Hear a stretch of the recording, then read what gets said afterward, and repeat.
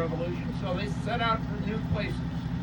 They went to New York, didn't like it. A representative of the Drinker family offered to pay the expenses to travel from near Albany all the way to Willingboro. We call it Halstead. They came here, they went down to the Beaver Meadow where this used to be, and they signed a contract for $1,198 US dollar. It didn't exist yet, to be paid in 1 year in lawful Pennsylvania money. That was one corner of the 4 miles by 1 mile it became the Nine Partners Purchase. You're pretty much in the center of it right now. They called it Nine Partners, and then in 1807 they decided to change the name and had a lot of discussions. And they decided to name it Hartford. But being good New England does, they did not say the T, so it was Harford. They decided to spell it that way, and we've been explaining it ever since. 1890, the centennial of the town, 2 things happened aside from a massive celebration with prayer and food and parade. This was put on the very spot where they signed that contract. It was moved, and this building over it resembles the gazebo that was here in 1910. Same roof line. What they bought was not a town. What they bought was woods. Beech trees of enormous size. The Orphan School had 14 by 14, 40-foot beams holding it up in their red beech. So you can imagine the size of the tree. If you needed anything, you walked back to Halstead, the French Purchase, called French Asylum, or down to Kingston. There was nowhere to go if you went east, except to the river, and you might find a farm. Right over there, Jabez Tyler built the first house. In a side room became the classroom, the church, and whatever meetings they had to hold. Now these people brought 3 things with them: hard work, congregationalism, and a firm belief in ending slavery.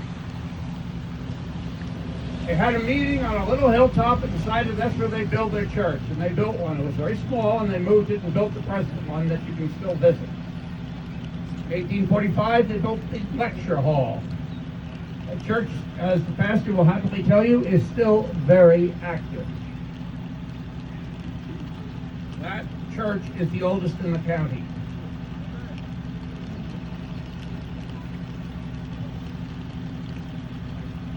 First person born in Nine Partners was Lewis Follett, September 27, 1794. He's in the cemetery. Little Polly Sweet, 17 days old, was the first death. Our first doctor, Dr. Comfort Capron, died in 1800. You can still see his stone. You're going to have to stay in particular attention. It's almost unreadable after 226 years of weather. Over here, where the road goes up to the fair, was the Center Schoolhouse. Lyman and Preston Richardson started a school there called the Select School. It grew into Harford Academy, 2,230 graduates, men and women, because the Richardsons did not care about the conventions of life. If a woman wanted to get educated, they would.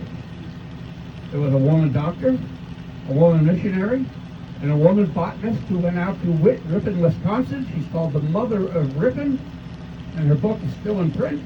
While outdated, they tell botanists, if you're going to write a book about what a place should be, imitate this book.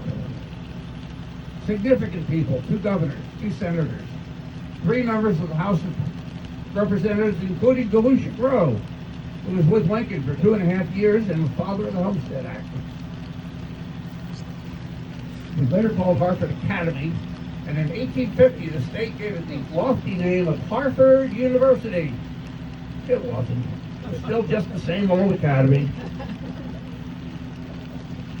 The son of Jabez was named Dr. William Seymour Tyler, LL.D., D.D., our greatest scholar.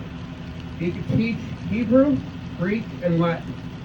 At 18, he went to Amherst College, and they said after he took some tests, "You're not starting as a freshman, you're a second semester junior." So he graduated from college in a year and a half. He went off and got ordained. His brother was teaching there and said, "I have a 1-year contract, cover for me for 1 semester." He did and stayed for 52 years. While he was there, he turned the school into a co-ed school and helped start Smith and Mount Holyoke colleges for women. His brother went on to start Casanova Seminary for women. Women's education was important to them. The Tylers sold this house to the Jones family. The first Jones went to the academy as did his sister. He was a businessman, legislator. His sister was an educator and a poet. His son was Edward E. Jones.